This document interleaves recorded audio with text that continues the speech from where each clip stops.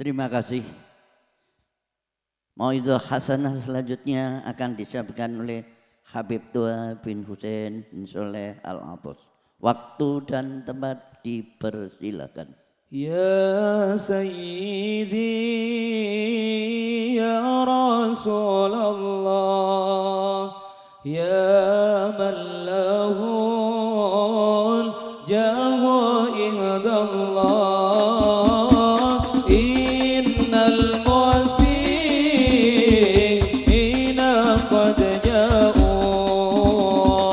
li dhanbiyas kafirun Allah ya Sayyidi ya Rasulullah ya man lahul jahu indallah innal musina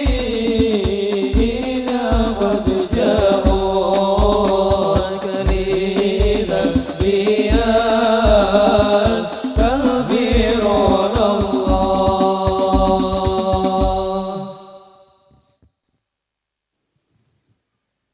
Assalamualaikum warahmatullahi ta'ala wabarakatuh.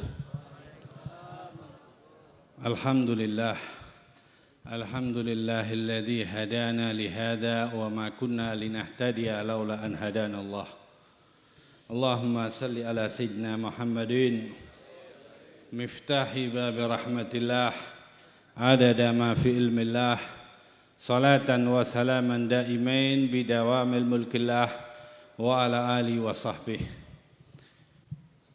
Hadratil kiram, habaib, kiayat, asatid wa asatidah, wa bil khusus syekhi wa syekhuna Al-Habib Anis bin Husain bin Saleh Al-Attas, yang semoga Allah subhanahu wa ta'ala memberikan kesehatan yang baik kepadanya, memanjangkan umurnya, dan memberi rezeki yang banyak, yang halal, yang thayyib.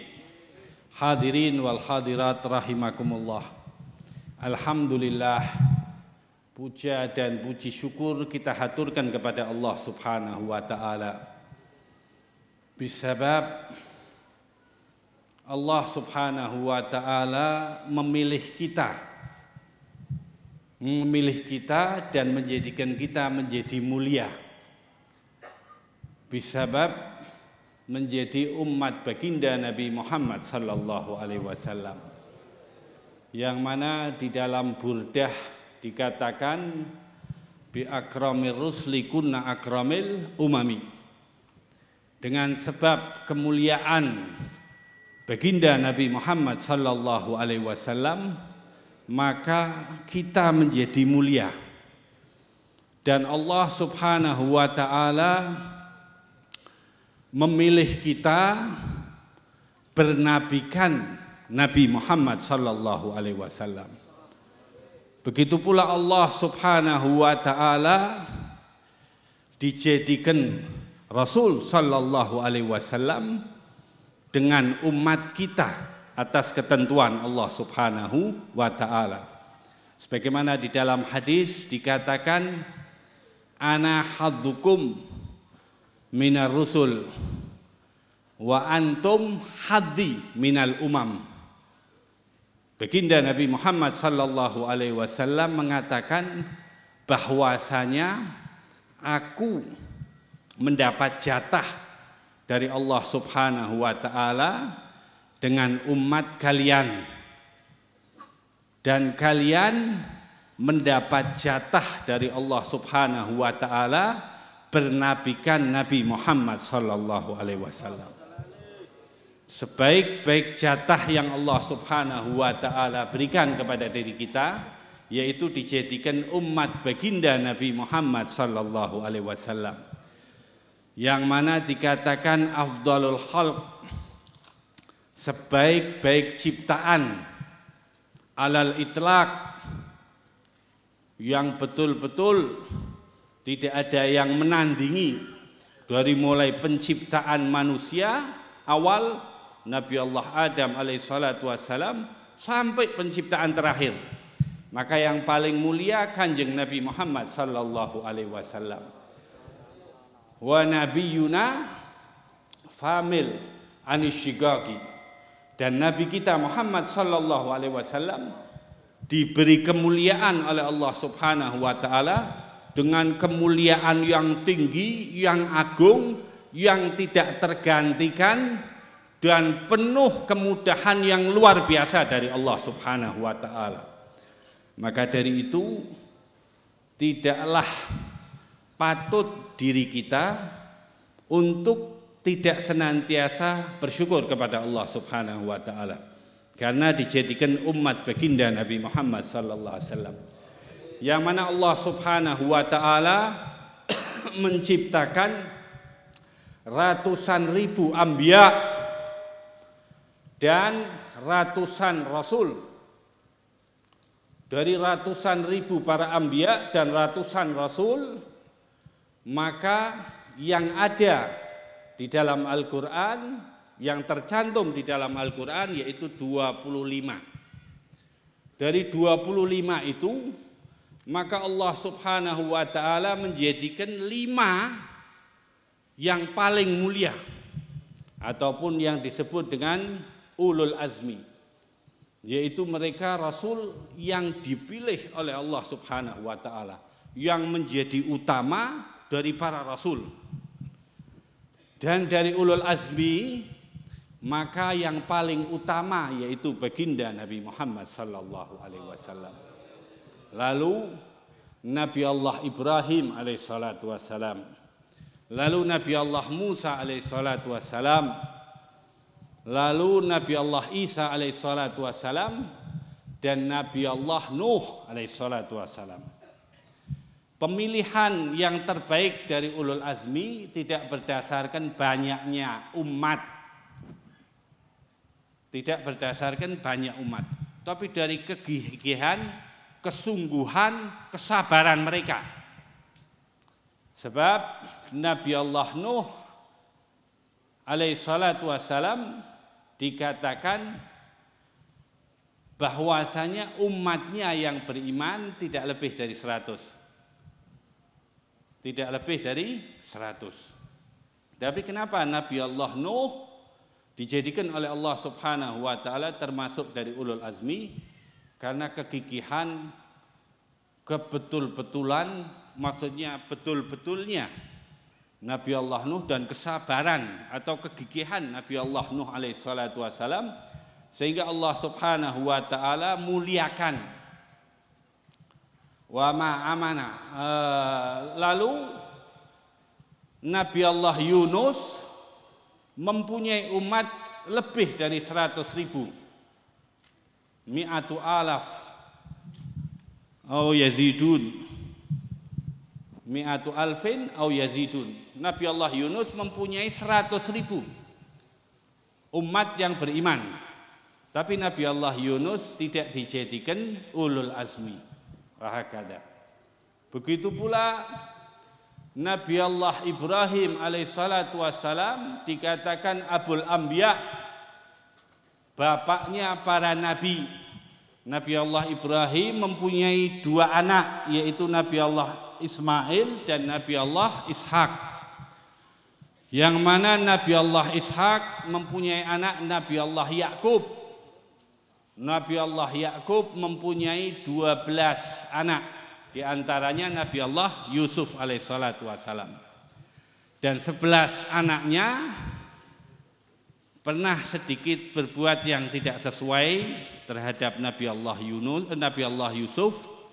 Lalu mereka bertobat dan diangkat menjadi nabi oleh Allah Subhanahu wa taala dengan nama Nabi Asbat.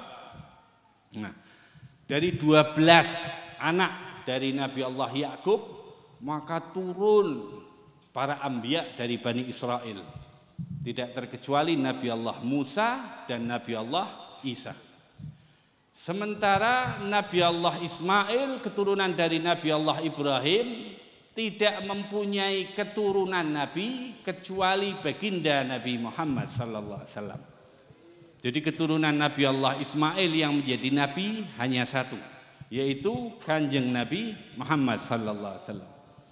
Tapi Nabi Muhammad sallallahu alaihi wasallam menjadi yang paling utama di sisi Allah Subhanahu wa taala, yang diberi magam kedudukan yang tinggi oleh Allah Subhanahu wa taala. Begitu pula Nabi Allah Musa dimuliakan oleh Allah Subhanahu wa taala. Dikatakan wa kallamallahu Musa taklima. Nabi Allah Musa diberi kelebihan oleh Allah Subhanahu wa taala dengan kelebihan yang luar biasa, yaitu bisa berbicara langsung kepada Allah Subhanahu wa taala.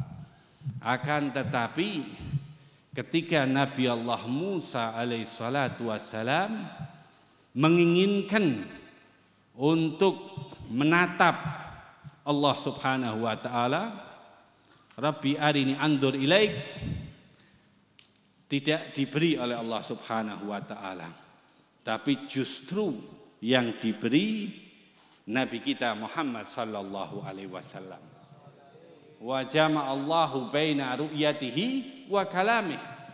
Nabi Muhammad sallallahu alaihi wasallam tidak meminta diberi keistimewaan yang tertinggi, yaitu bertemu Allah Subhanahu wa taala, bertatap muka dengan Allah Subhanahu wa taala, berkomunikasi dengan Allah Subhanahu wa taala, dan menerima perintah dari Allah Subhanahu wa taala langsung. Yang mana komunikasi bertatap muka jangan dibayangkan atas otak kita. Sebab otak kita tidak bisa mampu untuk membayangkan. Tapi diimani bahwasanya kemuliaan yang diberikan Allah Subhanahu wa taala atas diri Rasul sallallahu alaihi wasallam sangat tinggi, gitu. Maka dari itu sangat merugi besar kita jika tidak bisa menjadikan kemudahan kehidupan kita di dunia maupun fil akhirah. Sebab kita telah diberi kemuliaan yang tinggi luar biasa, yaitu Nabi Muhammad sallallahu alaihi wasallam. Yang mana kemuliaan ini akan menjadikan kemuliaan kita di dunia maupun fil akhirah. Kemuliaan yang diidam-idamkan atas hakikatnya seorang yang muslim. Bahkan para anbiya dikatakan di dalam Burdah, wa kulluhum min rasulillahi multamisun gharfam minal bahr aw rashfam minad diyami. Jadi dari mulai Nabi Allah Adam sampai Nabi Allah Isa alaihissalatu wassalam, mereka semua mengambil satu ciduk lautan kemuliaan dari baginda Nabi Muhammad sallallahu alaihi wasallam. Dan mereka mengambil setetes ilmu ataupun mengambil setetes air hujan ilmu dari Kanjeng Nabi Muhammad sallallahu alaihi wasallam. Maka dari itu siapa orangnya yang berusaha menjadikan Nabi Muhammad sallallahu alaihi wasallam senantiasa ada di dirinya, senantiasa dijadikan yang utama di dalam kehidupannya, maka pasti mereka akan mendapatkan kemuliaan, kemudahan, dan sifat-sifat mulia lainnya dari Allah Subhanahu wa taala. Jangan dijadikan kehidupan yang Allah Subhanahu wa taala berikan atas diri kita tidak menjadikan keuntungan yang besar. Sebab keuntungan terbesar dari kehidupan yang Allah Subhanahu wa taala berikan atas diri kita, yaitu kelak kita bisa melihat baginda Nabi Muhammad sallallahu alaihi wasallam. Yang mana melihat kita atas baginda Nabi Muhammad sallallahu alaihi wasallam dan melihat kita atas Allah Subhanahu wa taala adalah puncak dari semua puncak kenikmatan, melebihi kenikmatan dari surganya Allah Subhanahu wa taala. Maka dari itu insya Allah dari pertemuan yang mulia ini, dari keadaan yang mulia ini, maka niatkan agar senantiasa di dalam waktu yang berjalan, maka tidaklah kita mengamalkan sesuatu kecuali berusaha dekat dengan baginda Nabi Muhammad sallallahu alaihi wasallam.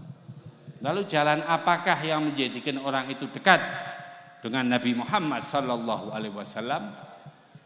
Maka yang pertama, berusahalah punya hubungan dengan dzurriyyah Rasul sallallahu alaihi wasallam. Karena tidaklah akan menjadikan orang itu bisa mengenal Rasul sallallahu alaihi wasallam, mendekat kepada Rasul sallallahu alaihi wasallam, kecuali hakikatnya melalui dzurriyyah Rasul sallallahu alaihi wasallam. Sebab kedekatan kepada dzurriyyah Rasul sallallahu alaihi wasallam pasti akan membawa kedekatan kepada baginda Nabi Muhammad sallallahu alaihi wasallam.